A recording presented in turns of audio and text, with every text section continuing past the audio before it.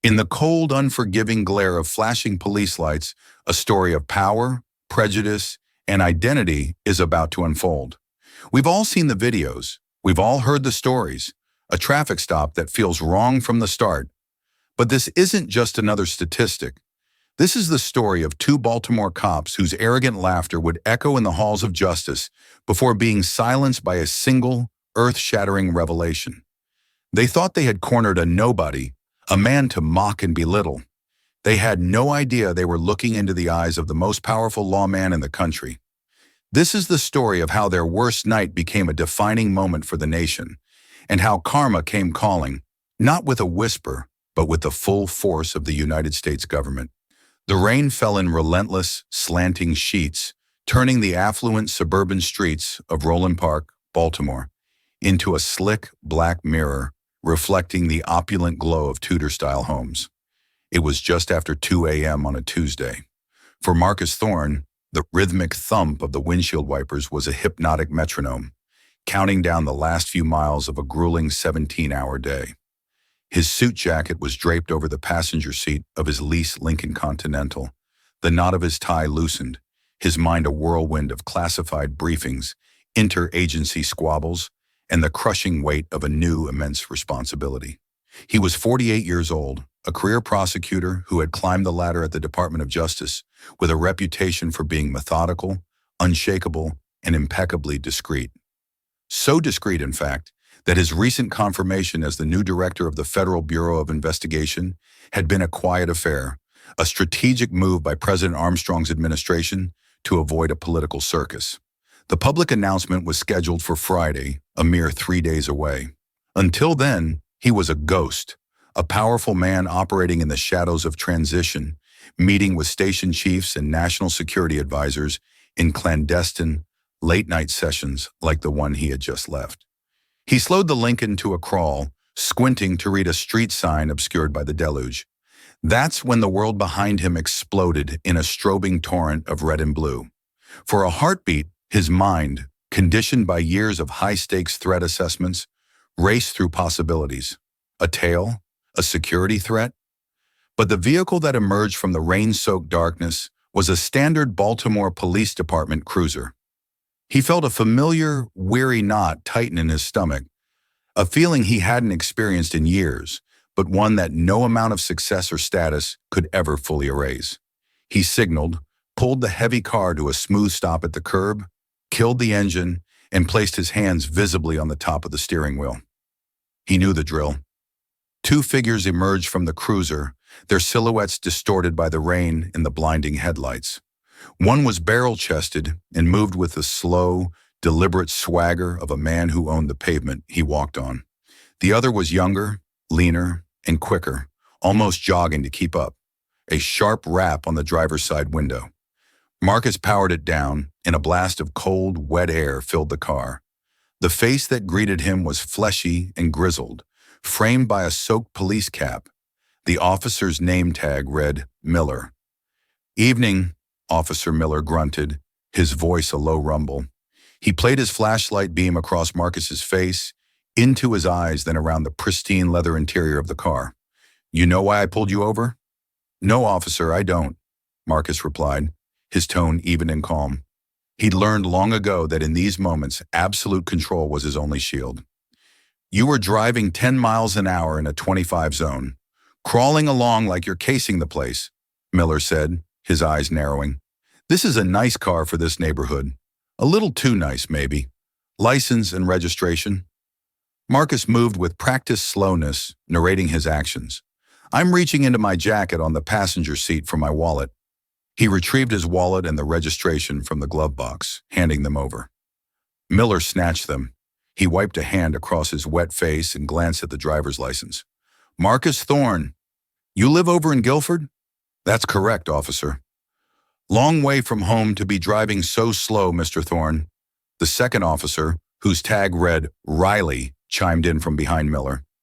Riley was younger, his face still holding a hint of nervous energy, a man eager to follow his senior partner's lead. Miller ignored him, his focus entirely on Marcus. He held up the license, then shined the light back in Marcus's face. "You look a little tense, Marcus. Got something in the car you don't want us to see? The question was a classic fishing expedition, a conversational crowbar designed to pry open a crack of fear or uncertainty. Marcus had used similar tactics himself in interrogation rooms, but from this side, it felt different. It felt like a trap being laid. "No, officer, I have nothing to hide," Marcus said. "I was just tired, trying to read the street signs in the rain. It's been a long day." Miller chuckled, a humorless, grating sound. "A long day," he says. "I'll bet. What kind of work you do, Marcus, that gets you a car like this and a house in Guilford?" The use of his first name was deliberate, a subtle stripping away of respect, a tool of casual dominance. Marcus hesitated for a fraction of a second. His official cover, for the purpose of his transitional security detail, was Special Advisor to the Attorney General. It was technically true but intentionally vague. "I'm an attorney for the federal government," he stated simply. This drew a full-throated laugh from Miller. He turned to Riley, who offered a sycophantic smirk in return. "An attorney? Hear that, Kev? We got ourselves a regular Johnny Cochran here. A federal attorney, no less." He turned back to Marcus, his smile vanishing, replaced by a cold, hard mask of authority. "Step out of the car, please, sir." "Officer, am I being detained? What is the probable cause for asking me to exit my vehicle?" Marcus's voice remained level, betraying none of the cold anger simmering beneath the surface. Miller's eyes glinted. He had his hook. "Failure to obey a lawful order from a police officer is cause enough. Now I'm not going to ask you again. Step out of the car." Marcus Thorne, the man who had stared down cartel bosses and dismantled international espionage rings, took a slow, deep breath. He knew this was no longer a traffic stop. It was a confrontation, a dangerous game of power on a dark, rain-swept street. And for now, he was on the losing side. He unbuckled his seatbelt and pushed the door open. The cold Baltimore rain began to soak his $1,000 suit. The moment Marcus's polished dress shoes hit the wet asphalt, the dynamic shifted from tense to hostile. Officer Miller seemed to swell in the humid air, a predator who had just forced his prey out into the open. "Hands on the roof of the car. Spread 'em," Miller barked, his voice sharp with command. Marcus complied without a word, placing his palms flat on the cold, wet roof of the Lincoln. He could feel the rain seeping through the shoulders of his shirt.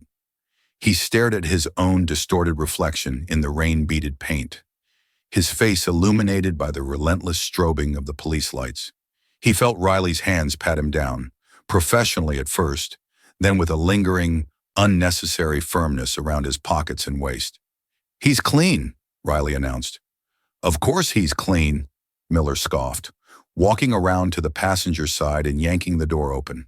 He began to rifle through the contents of the car, his movements careless and dismissive. He tossed Marcus's suit jacket onto the wet seat and rummaged through the glove compartment. "Officer, you don't have my consent to search my vehicle," Marcus stated, his voice tight but controlled. Miller paused and slowly turned, a malicious grin spreading across his face. "Your car matches the description of a vehicle reported for suspicious activity in this area about 20 minutes ago. That's my probable cause. So I'd advise you to shut your mouth, Mr. Attorney, before I find a reason to add obstruction to your list of problems tonight." It was a lie, and Marcus knew it. A perfectly constructed, boilerplate lie that would be nearly impossible for a civilian to disprove on the side of the road at 2 a.m. It was Miller's world, and he was just a player in it. Inside the car, Miller's search became more invasive. He pulled out a leather briefcase from the passenger footwell. It was locked with a small, high-security combination lock. Well, what do we have here?" Miller said, his voice dripping with theatrical suspicion. "A locked briefcase. What are you hiding in here, Marcus? The secret recipe to your grandma's sweet potato pie?" Riley snickered on cue. "That's official government property," Marcus said, his voice hardening for the first time. "You are not authorized to open it." "Oh, government property," Miller mocked, holding the briefcase up as if it were a prop. "Everything's getting real serious now. Kev, you feel that? The gravity of the situation? We're dealing with a real G-man here." He placed the briefcase on the hood of his cruiser and returned to Marcus. "I'm going to need you to open this." "I will not." You will, or I'll impound the car and the briefcase and get a warrant in the morning. Your choice. But I can tell you, the judges around here don't take kindly to people who waste our time. Marcus stood in the rain, a cold fury building within him. The briefcase contained his transition notes, classified documents outlining personnel changes, and covert operational priorities for the Bureau. If Miller, in his oafish attempt at intimidation, were to damage the lock or expose the contents, it would constitute a significant security breach. The irony was suffocating. He weighed his options. He could continue to refuse, leading to an arrest and a bureaucratic nightmare.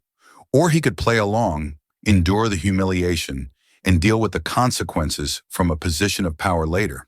He chose the latter. The long game was the only game that mattered. The combination is 925, he said, the numbers tasting like ash in his mouth. With a triumphant smirk, Miller opened the briefcase.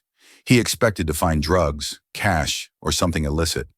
Instead, he was met with meticulously organized folders, their tabs bearing acronyms he didn't recognize: SCI, DOJNSD, CTD brief. He pulled one out.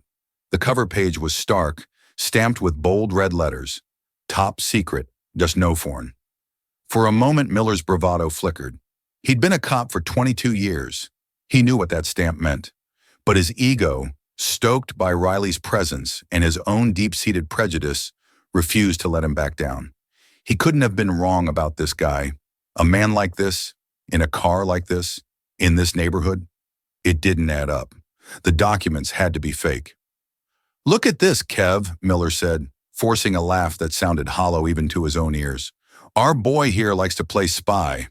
Got his own fake government documents and everything. You print these out at Kinko's, Marcus?" Marcus remained silent, his jaw clenched so tightly it ached. Miller, sensing he was losing control of the narrative, slammed the briefcase shut.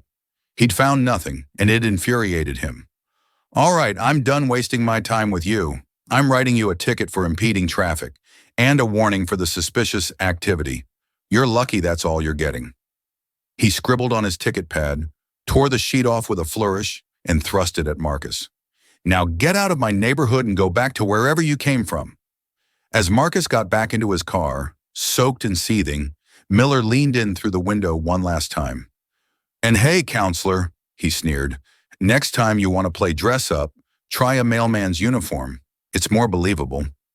The two officers laughed as they walked back to their cruiser, the sound swallowed by the rain. Marcus Thorne watched them go, his hands gripping the steering wheel. The ticket for impeding traffic was a triviality.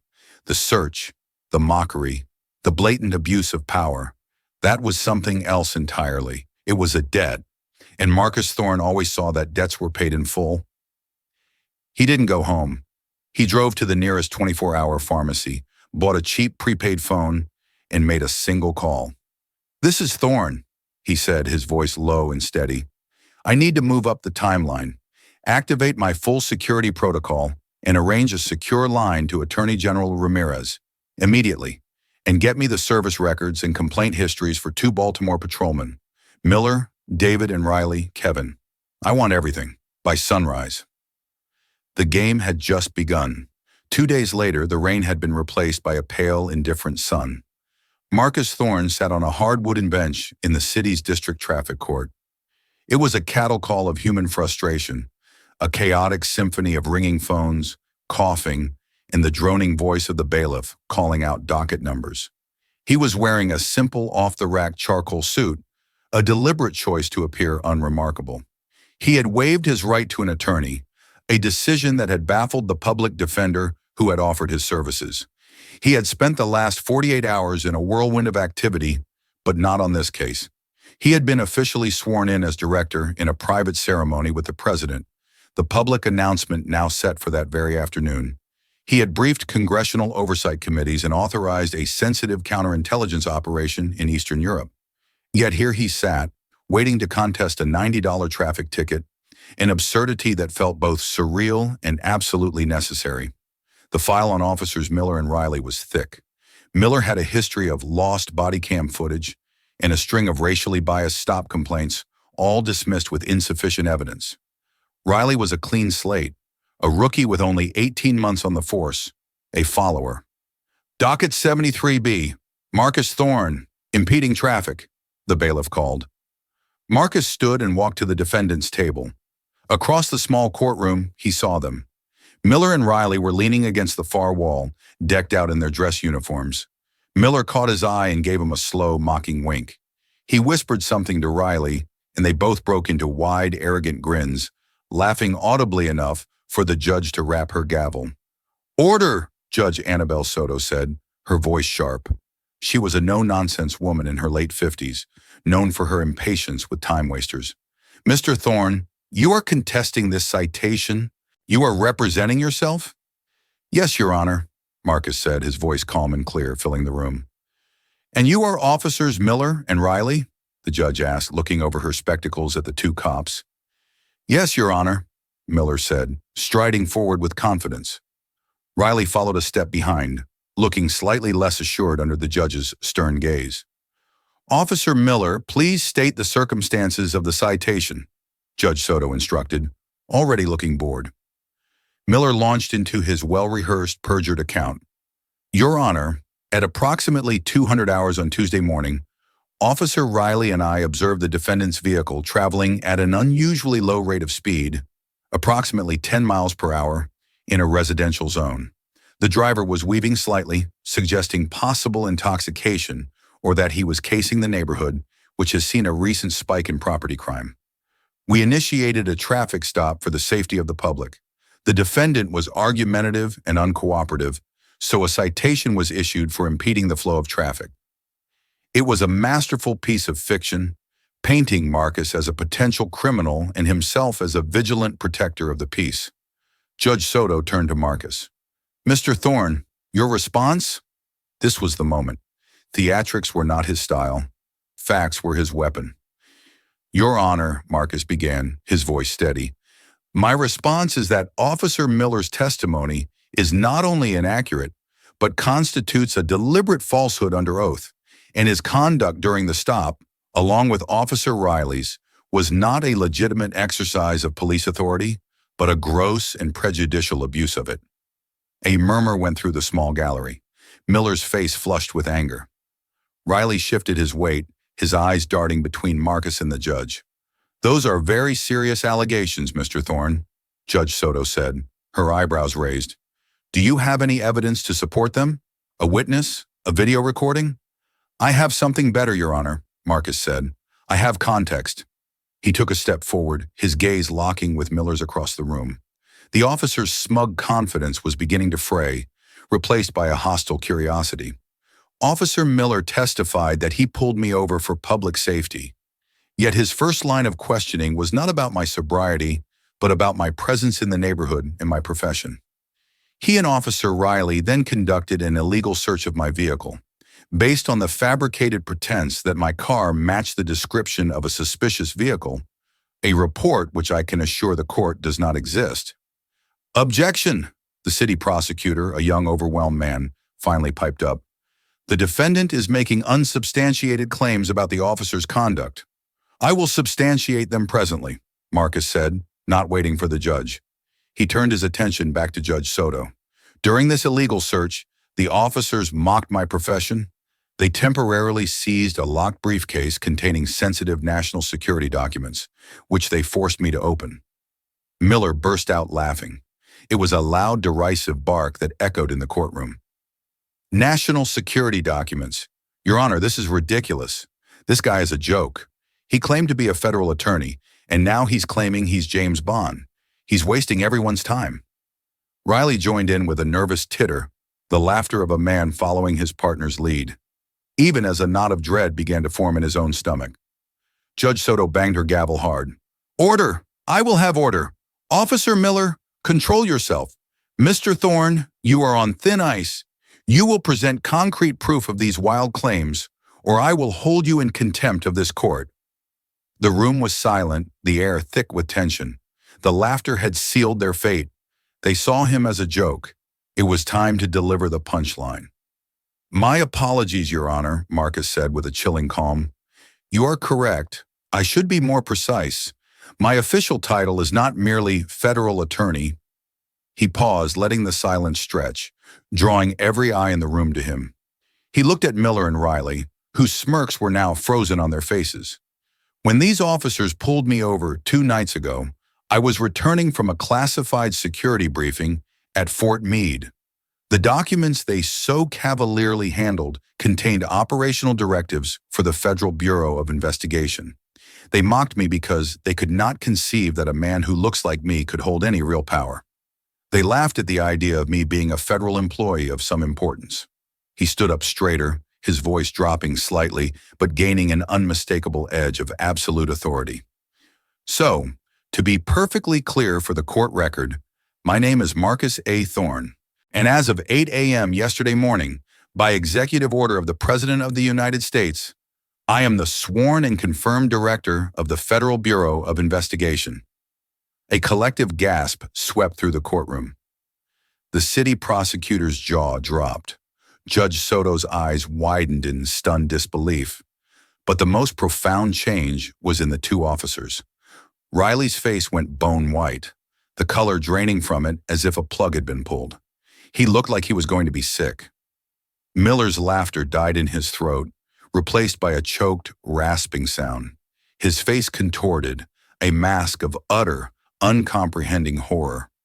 The floor had just vanished from beneath his feet.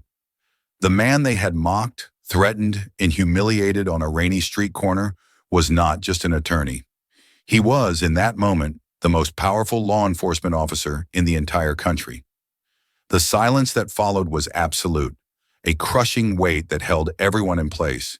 It was the sound of 2 careers and 2 lives ending. For a full 10 seconds, the only sound in the courtroom was the frantic beat of Officer Kevin Riley's heart in his own ears. Judge Soto stared at Marcus, her mind struggling to process the information. She had seen countless defendants try outlandish tactics, but this was different. The calm, unwavering certainty in Marcus Thorne's eyes held no hint of delusion or deceit. Slowly, deliberately, Judge Soto leaned forward. "Mr. Thorne," she said, her voice barely a whisper, "is this some kind of joke?" Before Marcus could answer, the main doors of the courtroom burst open. 2 men in dark, severe suits entered, their movements sharp and purposeful. They were flanked by a flustered-looking Baltimore police chief, Michael Harrison, whose face was pale and beaded with sweat. "Your Honor, I apologize for the intrusion," one of the men said, his voice carrying the clipped, authoritative tone of a federal agent. He flashed an ID badge. "Special Agent in Charge, David Chen, FBI Baltimore Field Office. We're here for Director Thorne." The confirmation sent a second shockwave through the room. It was real. All of it. Chief Harrison looked like a man who had just been told his house was on fire. He rushed toward the bench. "Judge Soto, Your Honor, there has been a terrible misunderstanding." Judge Soto ignored him. Her gaze was fixed on Miller and Riley. The transformation in the 2 men was terrifying to behold. Riley was visibly trembling, his hands shaking so badly he had to grip the railing in front of him. Miller, however, was a statue of pure rage and disbelief. His face was a mottled red, his fists clenched at his sides. He was trapped, cornered, and his only instinct was to lash out. "It's a lie, a setup!" Miller suddenly roared, pointing a shaking finger at Marcus. "He's some kind of deep state plant. You can't believe this. We're good cops." Special Agent Chen took a half-step forward, his hand instinctively moving toward his jacket, but Marcus held up a single, placating finger. He didn't even look at Miller. His attention was still on the judge. "Your Honor," Marcus said, his voice cutting through Miller's frantic outburst, "I believe the matter of the $90 traffic ticket can be dismissed. However, we now have the more serious issues of perjury, official misconduct, illegal search and seizure, and a potential violation of federal law regarding the mishandling of classified materials. I would ask that U.S. Marshals be assigned to escort Officers Miller and Riley from this courtroom. They are a flight risk and a potential threat to the integrity of the forthcoming investigation." "Investigation?" Chief Harrison stammered. "Director Thorne, I can assure you, Baltimore PD Internal Affairs will handle this. We will get to the bottom of it."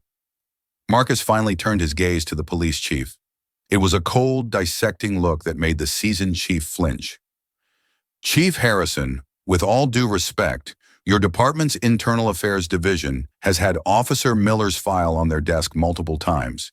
They have failed to act on a clear pattern of behavior. Therefore, they have forfeited the privilege of investigating this matter.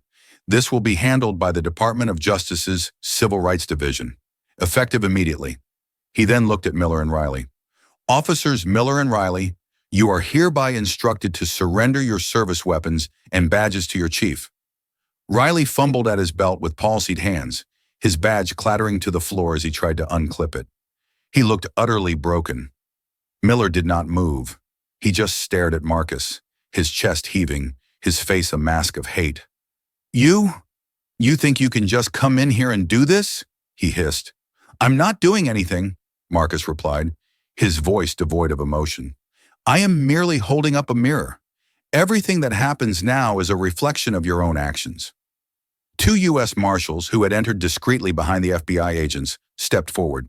They moved with an unnerving quietness. One placed a firm hand on Miller's shoulder. The contact seemed to shatter Miller's paralysis. With a guttural scream of rage, he tried to shove the marshal away. It was a futile effort. In seconds, both Miller and Riley were professionally, forcefully restrained. The sound of handcuffs clicking shut was deafeningly loud in the stunned silence of the courtroom.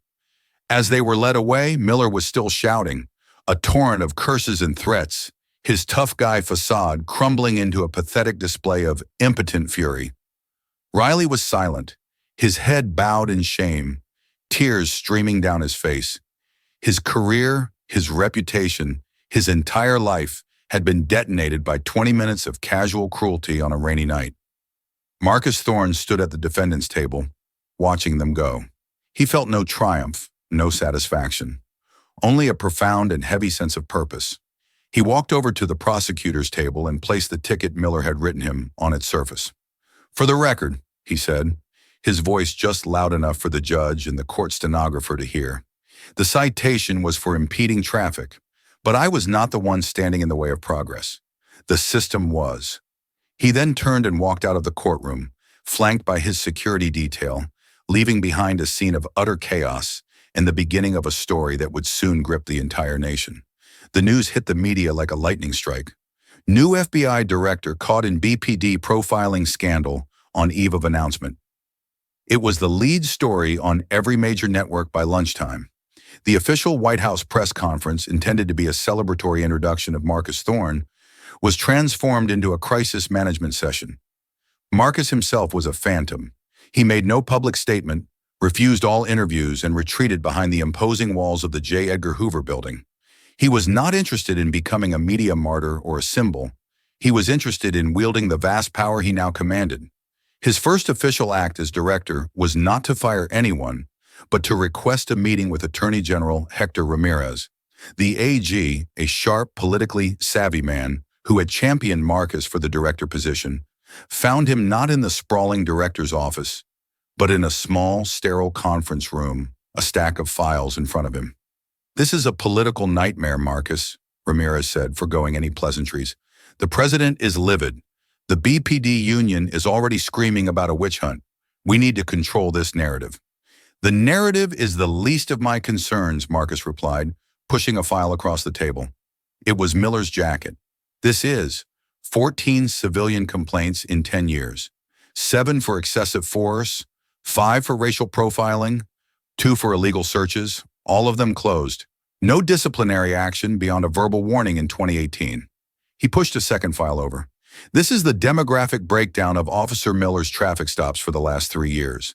92% were issued to African American and Hispanic drivers, despite the fact his patrol zones are, on average, 60% white. This isn't a narrative, Hector. It's a mathematical certainty. The man uses his badge as a weapon against people of color. Ramirez sighed, rubbing his temples. I don't disagree, but a full DOJ investigation, it's a declaration of war on the Baltimore Police Department. It's a declaration of principle, Marcus corrected him. I didn't ask for this fight. Officer Miller brought it to my doorstep. He and Officer Riley weren't just unprofessional. They were a symptom of a disease. If I let this go, if I accept a quiet apology from the chief and allow them to quietly fire these two men, then what message does that send? That the system only works for you if you happen to be the director of the FBI? No. The system has to work for everyone, or it works for no one. The Attorney General was silent for a long moment. He saw the iron resolve in Marcus's eyes. This wasn't about revenge. It was about a mandate. "What do you need?" Ramirez finally asked. "A lead prosecutor from the Civil Rights Division with an appetite for a fight. Full subpoena power. And I want access to Baltimore PD's unedited body camera servers. All of them. I suspect what happened to me was not an isolated incident." Meanwhile, in Baltimore, the storm had made landfall. Miller and Riley had been suspended without pay, pending the outcome of the federal investigation. They were pariahs. Their fellow officers, who might have privately supported them, were keeping their distance, terrified of being swept up in the federal dragnet. The infamous blue wall of silence was beginning to crumble under the weight of the FBI's involvement. For David Miller, this was an unbearable humiliation. He wasn't a criminal. He was a cop. In his mind, he had done nothing wrong. He'd hassled a mouthy suspect who turned out to be connected. It was just bad luck. Locked away in his small suburban home, with reporters camped out on his lawn, his anger began to curdle into a dangerous, self-righteous paranoia. He hired a lawyer, a pit bull from the police union named Jerry Klein, who immediately went on the offensive. He appeared on a popular conservative news network, The Sentinel, and painted a picture of a dedicated veteran police officer being crushed by the heel of a vindictive, newly appointed D.C. bureaucrat. "This isn't about justice," Klein thundered to the network's host. "This is a political hit job. Director Thorne was embarrassed, and now he's using the full, terrifying power of the federal government to destroy a good cop's life over a simple traffic ticket." The narrative began to take hold in certain corners of the internet. Stand with Miller started trending. A crowdfunding page for his legal defense raised over $100,000 in 2 days. Miller, watching from his living room, felt a surge of vindication. He wasn't alone. He was a hero, a victim. He would fight this. For Kevin Riley, the experience was vastly different. There was no self-righteous anger, only a bottomless well of shame and fear. He couldn't eat. He couldn't sleep. Every time he closed his eyes, he saw the cold, controlled fury in Marcus Thorne's face. He heard the derisive laughter, his own laughter, echoing in the courtroom. His wife, Sarah, tried to be supportive at first, but his silent, hollowed-out presence was a constant strain. "Why, Kevin?" she had asked him, her voice breaking after watching the news for the 10th time. "Why did you just stand there? Why did you laugh?" He had no answer. Because he was scared? Because he wanted Miller to like him? Because in that moment, he had let the ugliest part of himself, the part that he always pretended wasn't there, take the wheel. The excuses felt pathetic and weak. A week after the incident, 2 FBI agents from the DOJ's investigative team arrived at his door. They were polite, professional, and utterly intimidating. They didn't come to arrest him. They came to offer him a choice. Officer Riley, the lead agent, a woman named Isabella Rossi, said calmly, "We have the body camera footage. We have the dash cam audio. We have Officer Miller's entire sordid history. We are building a federal civil rights case against him that he will not win. Right now, you are his co-conspirator. You stood by. You participated. You are culpable." She slid a business card across his kitchen table. "But you have an opportunity to change that. You can be a witness for the prosecution. Tell us everything that happened that night. Tell us everything you know about Miller's habits. Cooperate fully, and the U.S. Attorney's Office will take that cooperation into consideration when filing charges. Or you can stand with him, and you will fall with him." The agents left. The business card sat on the table, a small white rectangle that represented the only possible path out of the abyss.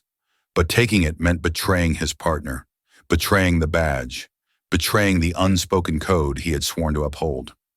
That night, Kevin Riley sat in his dark living room, the card in his hand, the choice tearing him apart. He knew what he had to do. The question was whether he had the courage to do it. David Miller was not a man given to introspection. He saw the world in stark, simple terms. Cops and criminals, us and them.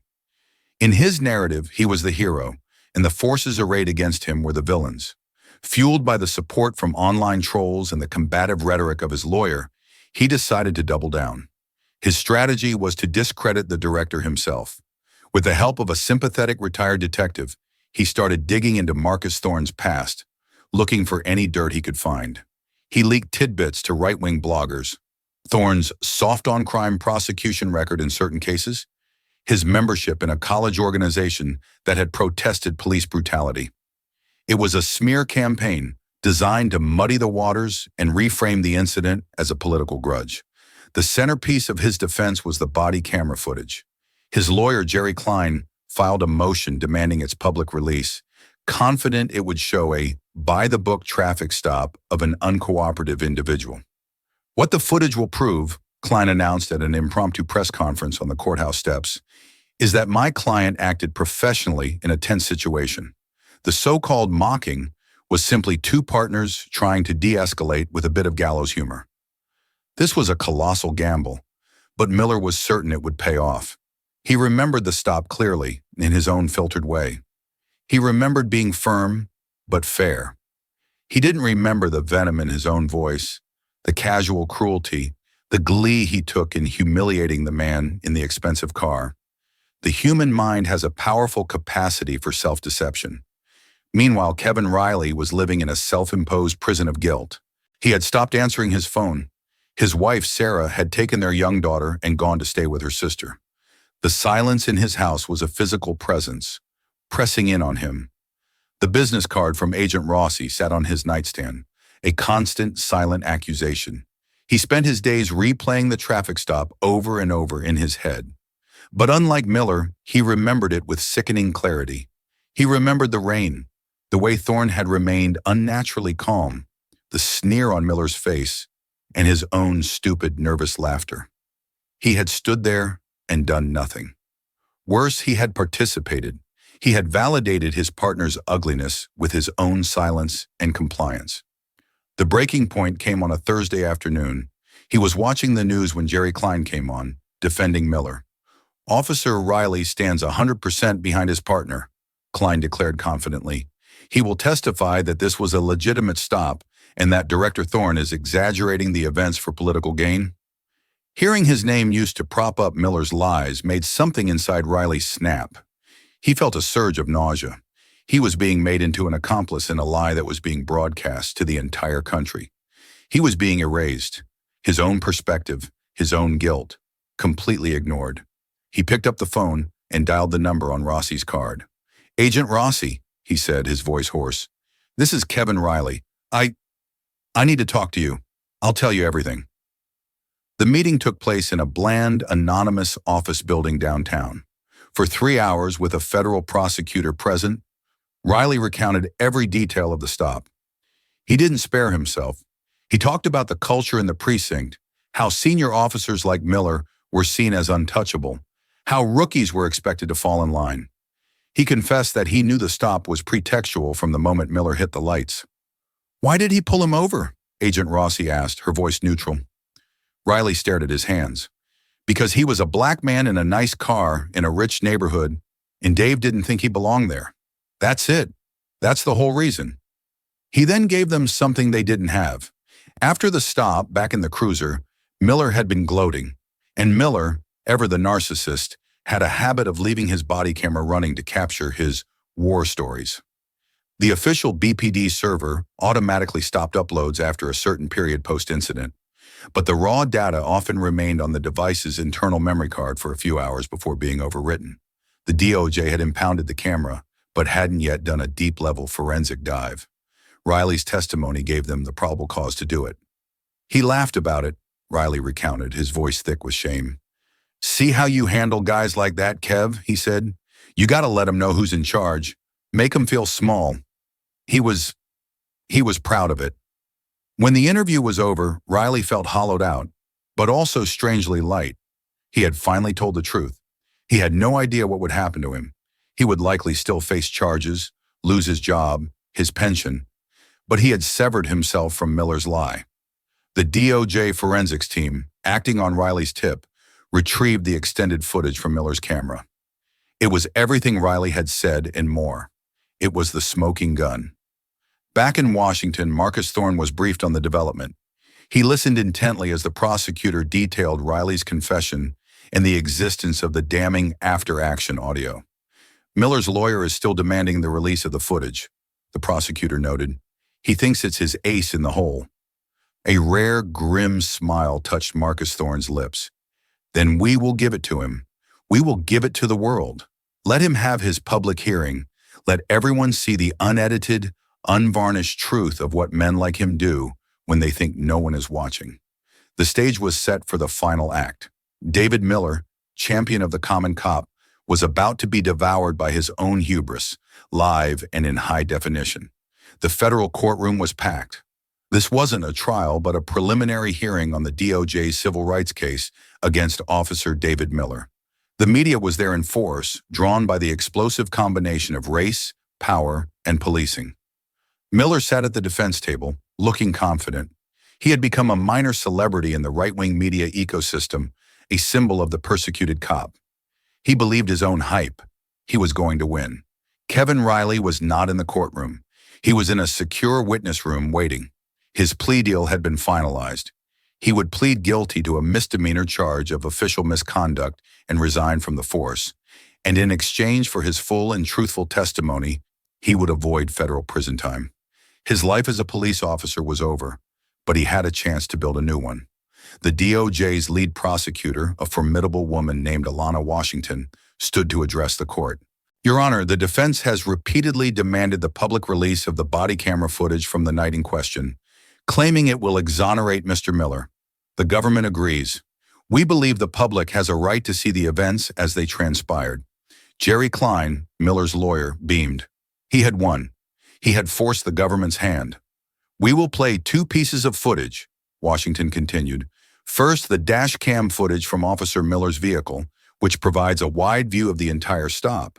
Second, the full, unedited recording from Officer Miller's own body-worn camera, including the audio recorded in his vehicle immediately following his interaction with Director Thorne. At the mention of the extended audio, a flicker of uncertainty crossed Miller's face. He glanced at his lawyer, who gave him a reassuring nod, though Klein himself felt a sudden pang of anxiety. The courtroom lights dimmed, and the large screen on the wall came to life. The dash cam footage played first. It showed the Lincoln pulling over smoothly, Marcus Thorne exiting the car as instructed, his hands always visible, his posture non-threatening. It completely contradicted Miller's initial report of an uncooperative and argumentative suspect. Then came the body cam footage. The audio was crystal clear. The courtroom heard Miller's condescending tone, his baseless accusations. They heard him use Marcus's first name with casual disrespect. They heard the lie about the car matching a description of a suspicious vehicle. They heard the forced entry into the briefcase. And they heard the laughter, the arrogant, dismissive laughter from both Miller and Riley. The air in the courtroom grew heavy and cold. The reporters scribbled furiously. Miller's confident smirk had vanished, replaced by a pallid, sweaty sheen. Then came the final, damning piece. The footage shifted to the inside of the police cruiser after they had driven away. Miller was behind the wheel, a triumphant look on his face. "See how you handle guys like that, Kev?" His voice boomed through the courtroom speakers, filled with smug satisfaction. "You gotta let him know who's in charge. Make him feel small. That little speech he gave about being a federal attorney? Pathetic. I almost locked him up just for the fun of it. He'll think twice next time he drives through my neighborhood looking like that." The camera then caught Riley's reflection in the passenger window. He was silent, staring out at the rain, his expression uneasy even then. "You seem quiet," Miller's voice said. "Don't go soft on me, kid. That's how we keep these streets clean. We put the fear of God in them." When the screen went black, the silence in the courtroom was absolute. It was a silence of total condemnation. In his own words on his own camera, David Miller had confessed to everything. He had admitted his motive was not public safety, but intimidation. He had admitted his actions were designed to make him feel small. He had laid bare the ugly, racist truth of the encounter. Jerry Klein sat stunned, his face ashen. His client hadn't just given the prosecution a smoking gun. He had handed them a fully loaded cannon.